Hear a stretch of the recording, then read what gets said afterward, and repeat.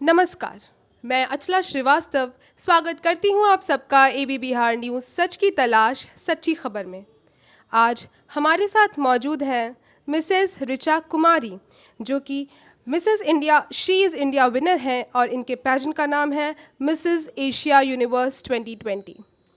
आज हम ऐसी शख्सियत से मिल रहे हैं जिन्होंने पढ़ाई के साथ साथ अपने शौक़ को भी तवज्जो दी है। इन्होंने बुक्स भी लिखे हैं, ये काफ़ी अच्छा लिखती हैं और साथ ही साथ पेजेंट जीतने के बाद इन्होंने सोशल वर्क में भी अपना कदम रखा है।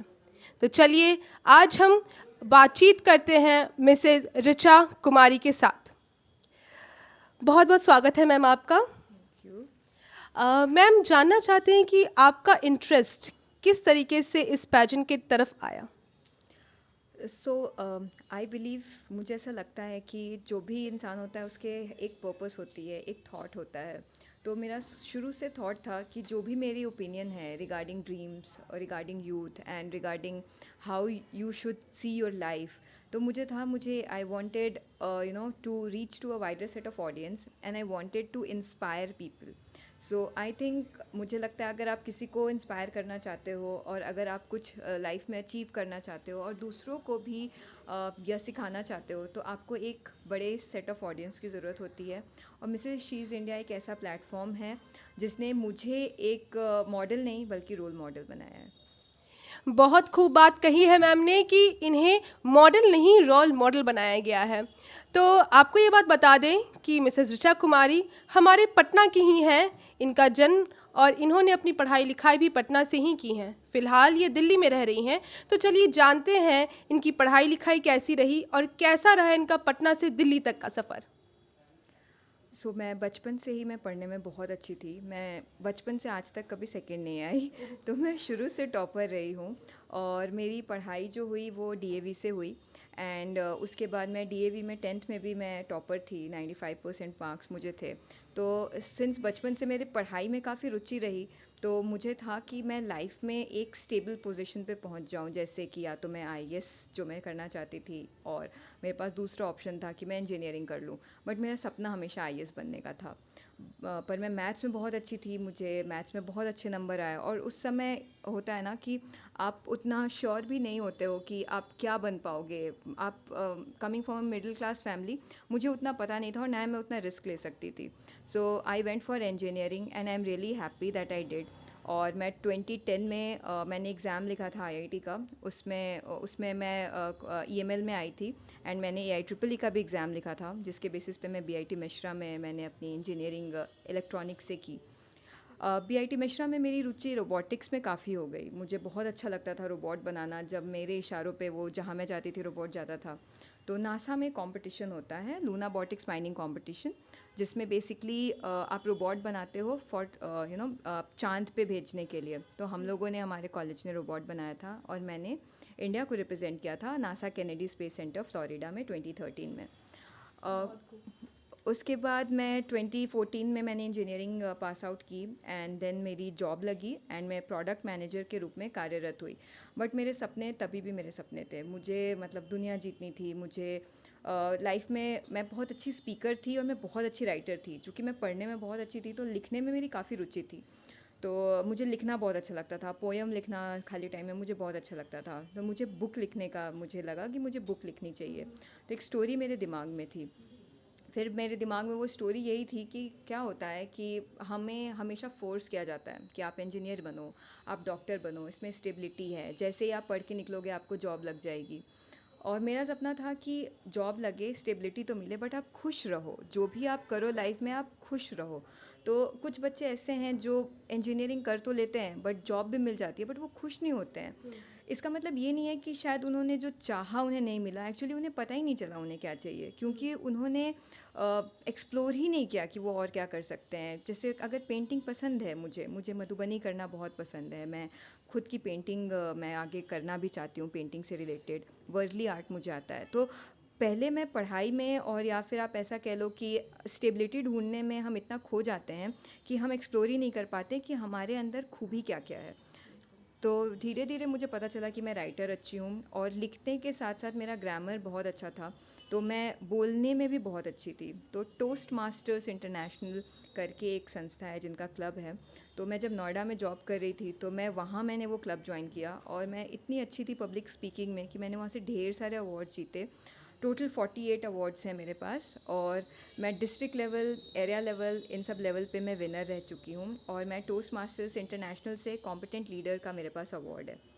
Amazing amazing.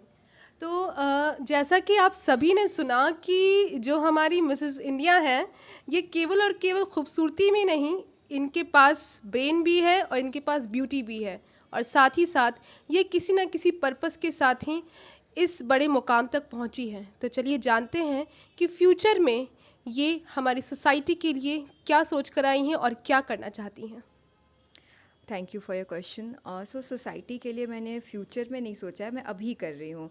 मैं अभी इनर व्हील ऑर्गेनाइजेशन से जुड़ी हुई हूँ। मैं एज ए ट्रेजरर वहाँ पे काम करती हूँ और मुझे बहुत अच्छा लगता है। ऑनेस्टली मुझे बहुत अच्छा लगता है, मतलब लोगों के लिए जो अंडर प्रिविलेज्ड हैं उनके लिए काम करना।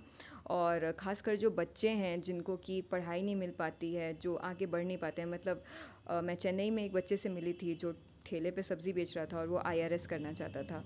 तो मुझे ऐसा लगता है कि अगर हम किसी मुकाम पे पहुंच के, मतलब लाइफ का पर्पस तभी सॉल्व हो पाता है जब आप किसी और के लाइफ के पर्पस को सॉल्व कर पाते हो। तो मैं अभी तो इनर व्हील से एसोसिएटेड हूँ ही, मैं फ्यूचर में भी चाहती हूँ कि जो भी अगर मैं अचीव करूँ कुछ और मैं किसी और बड़े मुकाम तक पहुँचूँ, तो मैं डेफ़िनेटली अपने सोसाइटी के जो अंडर प्रिविलेज्ड बच्चे और ख़ासकर लड़कियाँ, उनके लिए मैं बहुत कुछ करना चाहती हूँ। जी, जैसा कि आपने सुना कि जितने भी अंडर प्रिविलेज बच्चे हैं, स्पेशली गर्ल्स, उनके लिए मैम बहुत कुछ करना चाहती हैं, और साथ ही साथ इनर व्हील क्लब से जुड़ के ये अभी ये सारे कार्य कर भी रही हैं। देखा जाता है मैम कि मिडिल क्लास फैमिली से होते हुए काफ़ी सारे सैक्रिफाइसेस करने पड़ते हैं। अगर आप इंटीरियर डिज़ाइनिंग करना चाहते हो, तो लाइक फैमिली सोचती है कि इसमें क्या ही स्कोप है। लेकिन आपके फैमिली के और आपके जितने भी अचीवमेंट्स हैं, उनको सुन के ऐसा नहीं लगता है कि आपको आपके फैमिली से ज़रा भी आपको ड्रॉबैक मिला हो। तो आप ज़रा ये बताना चाहें कि आपके फैमिली से और साथ ही साथ, क्योंकि आपकी शादी हो चुकी है, तो आपके इन-लॉज़ से आपके क्या रिलेशंस हैं और उनसे आपको कितना सपोर्ट मिला है, ताकि हमारे जितने भी ऑडियंस हैं, वो भी सुन सकें और वो अपने बच्चों को सपोर्ट कर सकें? मैं एक कोट में बिलीव करती हूँ जिसका जो है कि no one is you and that is your power. तो मुझे लगता है कि आप अपने आप में यूनिक होते हो। आपको कभी रैट रेस का हिस्सा नहीं बनना चाहिए। तो जो मेरी किताब है वो भी इसी बारे में है कि आप रैट रेस में ना जाएं। आपको जो अच्छा लगता है ना, आप दुनिया कनकर कर सकते हैं अगर आप अपने मन की सुने। मेरी फैमिली हमेशा, मैं बचपन से बहुत ज़्यादा ज़िद्दी रही हूँ। मुझे जो करना है मुझे वो करना है। तो मेरे पापा, मेरी मम्मी, मेरे भाई, इन्होंने मुझे बचपन से कभी नहीं टोका कि मुझे क्या करना चाहिए, क्या नहीं करना चाहिए। मैं बहुत फ्री थी अपने डिसीजंस लेने के लिए। पर मैं पढ़ने में बहुत अच्छी थी, तो मैं अपनी पढ़ाई के साथ-साथ मैं आगे चाहती थी कि मैं पहले अपनी पढ़ाई कंप्लीट करके एक स्टेबिलिटी की तरफ जाऊँ और फिर मैं अपनी जो मेरे सपने हैं वो अचीव करूँ। और मिडिल क्लास फैमिली होने के चलते, जो आपने बिल्कुल बात सही कही, एक रिस्क फैक्टर इन्वॉल्व होता है, जिसमें आप बहुत ज़्यादा हर चीज़ को लेके श्योर नहीं हो सकते। ऑब्वियसली जैसे इंजीनियरिंग और मेडिकल है, इसमें हमें श्योरिटी होती है कि हम शायद कैंपस प्लेसमेंट हो जाएगी, हम कहीं और चले जाएँगे। तो इसमें मुझे रिस्क लगता था, तो इसीलिए मैं बहुत ज़्यादा ऑप्शंस एक्सप्लोर नहीं कर पाई थी। लेकिन मेरी हॉबीज़ कभी नहीं बंद हुई थी। मैं पेंटिंग तब भी करती थी, मैं पोएट्री तब भी लिखती थी, मैं किताबें तब भी लिखती थी, मैं स्पीच तब भी देती थी, और मैं हमेशा ये चीज़ें मैं कभी बंद नहीं करूँगी। और मैं जब तक रिटायर ना हूँ अपनी ज़िंदगी से, मैं ये चीज़ें करती रहूँगी। और इसमें मेरे पापा, मेरी मम्मी, मेरा भाई, इन्होंने मतलब मुझे शादी के पहले तो क्या, कभी भी कुछ भी मुझे कोई स्टम्बलिंग ब्लॉक कभी फेस नहीं हुआ। And after my marriage also, my husband, he's like another replica of mine. उसको उनको मेरी खुशी से बहुत खुशी मिलती है। So if I am happy, he feels happy. So his life is of, उनकी लाइफ का एक ही पर्पस है कि मैं खुश रहूँ। तो उन्होंने मुझे बहुत सपोर्ट किया, and he is very helpful in all my dreams, in all my achievements, what ever I have achieved till date. So I owe all of those to my parents and my husband. And yeah, of course my in-laws, so they treat me as my daughter. So ये saying लगती है, ये कथन लगता है, but ऐसा नहीं है। Like as I told you, you have to be, you know, आप अगर अच्छे होते हो और आप में कुछ आप अगर अपने एंड से आपके एफर्ट्स भी सही होते हैं, तो इन लॉज क्या, चाहे कोई भी हो आपके लिए वो, हाँ, no one can stop you and no one can break you. और स्टॉप की बात ही नहीं है, मेरे पेरेंट्स, मेरे इन लॉज ने मुझे कभी नहीं रोका। They are very happy with what I do in my life, because they know whatever I will be do that will definitely have a purpose. तो ये जो भी करती हैं हर चीज़ का एक पर्पस होता है। एक मुद्दा आया मेरी नज़र के सामने कि आजकल हम छोटे छोटे स्कूल्स में देखते हैं कि क्लास 6 7th 8th की बच्चियाँ, इनका रुझान जो है वो ज़्यादातर फ़ैशन की तरफ आजकल बढ़ते जा रहा है। वो अट्रैक्ट हो रही हैं फ़ैशन की तरफ, और इसमें कोई भी बुरी बात नहीं है। बट कहीं न कहीं ये उनका स्टडी के ऊपर फ़ोकस जो है वो डगमगाता हुआ दिख रहा है इस चीज़ से। तो आप इस पर क्या बोलना चाहेंगी कि इस छोटे एज में आप करिए तो ये सारी चीज़ें आपको जो भी अट्रैक्ट करती हैं आप वो सारे काम कीजिए, लेकिन क्या स्टडी पर जो उसका प्रभाव पड़ता है वो प्रभाव पड़ना चाहिए कि नहीं पड़ना चाहिए? सो मेरा आंसर इसके लिए ये है कि आप लाइफ में ना कुछ भी कर लो, आप अपनी सारी हॉबीज़ कर लो, सब कुछ कर लो, बट आपके लिए ना आपकी क्वालिफ़िकेशन मायने रखती है। बिकॉज़ अगर मैं बिना 10th पास किए भी मैं बहुत कुछ अचीव कर सकती हूँ लाइफ में, बट अगर मैं अचीव कर भी लूँ तो शायद मेरे पास उतनी सोर्स ऑफ इंफॉर्मेशन ना हो, शायद मुझे उतनी ज्योग्राफी ना पता हो, शायद मुझे उतनी हिस्ट्री ना पता हो, तो मेरे डिसीजंस उस हिसाब से उतने अच्छे नहीं होंगे। अगर मुझे पता है, अगर मैं कहीं ट्रैवल कर रही हूँ, अगर मैंने पढ़ा हुआ है, मैंने पढ़ाई की है, तो मुझे वहाँ की हिस्ट्री, ज्योग्राफी, वहाँ के लोग, वहाँ के कल्चर के बारे में पता होता है। तो पढ़ाई सिर्फ इसलिए ज़रूरी नहीं है क्योंकि आपको एक डिग्री मिल जाती है। पढ़ाई आपकी ओवरऑल ग्रोथ के लिए बहुत इंपॉर्टेंट होती है। तो अगर हम पढ़ाई छोड़ के कुछ और करते हैं, बहुत अच्छी बात है, बट अगर हम पढ़ाई के साथ ही वो कर लेना तो वो उससे भी अच्छी बात होती है। तो हमें ऑलराउंडर होना पड़ेगा स्टार्टिंग से ही। जो बच्चियाँ ये समझती हैं कि हाँ उन्हें इस फील्ड में आना है, लेकिन इस फील्ड में आने के लिए भी आपको पढ़ाई करनी बहुत ज़्यादा ज़रूरी हो जाती है। अंत में मैम आपसे ये पूछना चाहूँगी कि अभी जितने भी कॉलेज स्टूडेंट्स हैं या जितने भी लोग ये सोचते हैं, क्योंकि टीनेजर्स ये ऐसे होते हैं, इनका दिमाग जो है कभी एक जगह स्थिर नहीं रह पाता है। ये कभी सोचते हैं कि हाँ मुझे डॉक्टर बनना है, तो कभी इन्हें एक्टिंग करने की भी सूझ जाती है, कभी इन्हें लगता है कि नहीं इन्हें सिंगर बनना है, तो कभी इन्हें पेंटिंग भी लुभा जाती है। तो इस दौरान हम पूछते हैं आपसे कि किस तरीके से हम मैनेज कर सकते हैं सारी चीज़ों को, क्योंकि हम देखते हैं कि हमारा फोकस जो है वो रहना तो चाहिए हर एक चीज़ पे, लेकिन कभी-कभी ऐसा होता है कि जिस चीज़ पे ज़्यादा ज़रूरत है हमें फोकस करने की, वो चीज़ें हमारे दिमाग से हट जाती हैं। तो अपना फोकस, अपना कंसंट्रेशन, ये सारी चीज़ें हम किस तरीके से ज़रूरी चीज़ों पर लगा सकते हैं? Very nice question. मेरा इसका आंसर यही है कि सबसे इम्पोर्टेंट होता है आपकी लाइफ में टाइम मैनेज करना। आप जो भी आपका फोकस है या जो भी आपको लगता है, जिसमें भी, मैं बिल्कुल ये नहीं कहूँगी कि अगर आपकी रुचि पेंटिंग में है तो आप पेंटिंग ना करें, आप पेंटिंग ज़रूर करें, बट आप मेक श्योर करें आप पेंटिंग के साथ खाना तो नहीं भूलेंगे, आप पेंटिंग के साथ अपनी बाकी चीज़ें तो नहीं भूलेंगे। तो पेंटिंग के साथ आपके जो भी आप पढ़ाई कर रहे हो या जिस चीज़ में आप अभी इन्वॉल्व हो, आप उसको छोड़ के आप करो, बहुत अच्छी बात है, आप कर सकते हो, बट एट द एंड आपको बाद में शायद थोड़ा रिग्रेट हो जाए। तो अगर आप चीज़ें मैनेज करते हो तो मैनेज करने के लिए आपको प्रॉपर प्रायोरिटाइज़ करना, प्लान करना और अपना टाइम मैनेज करना बहुत ज़रूरी है। मैं भी जॉब करती हूँ, मैं भी पेंटिंग करती हूँ, मैं पोइट्री भी लिखती हूँ, मैंने बुक भी लिखा है, मैंने पेजेंट में भी पार्ट लिया है, मैं आगे भी सपने देखती हूँ, मैं सोशल सर्विस भी करती हूँ। बट इसका मतलब ये नहीं है कि मैं अपनी जॉब में अपना 100% ना दूँ।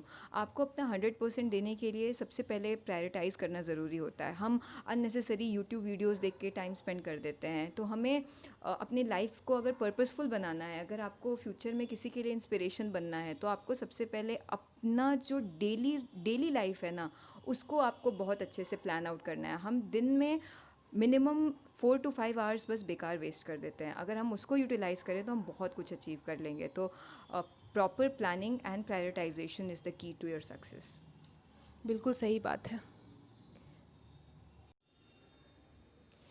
तो हमें पता चला कि टाइम मैनेजमेंट से हम कई सारी चीज़ों को पा सकते हैं। जिस तरीके से मिसेज़ ऋचा कुमारी हर चीज़ों को और हर किसी अपने शौक़ को पूरा कर चुकी हैं और कर रही हैं, उस तरीके से हर कोई इंसान अपने शौक़ को पूरा कर सकता है, अपने काम को करते हुए, अपनी पढ़ाई करते हुए, अपनी जॉब करते हुए।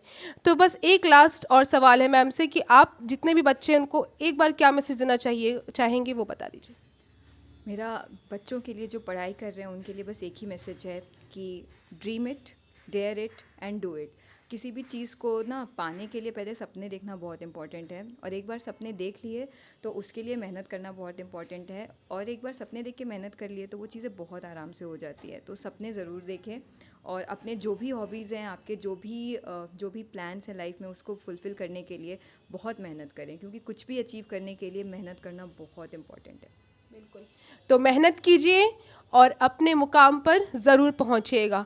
बहुत-बहुत धन्यवाद मैम हमारे साथ इंटरव्यू के लिए, और आप सभी दर्शकों को भी बहुत-बहुत धन्यवाद। इसी तरीके से बने रहिए एबी बिहार न्यूज़ सच की तलाश सच्ची खबर के साथ।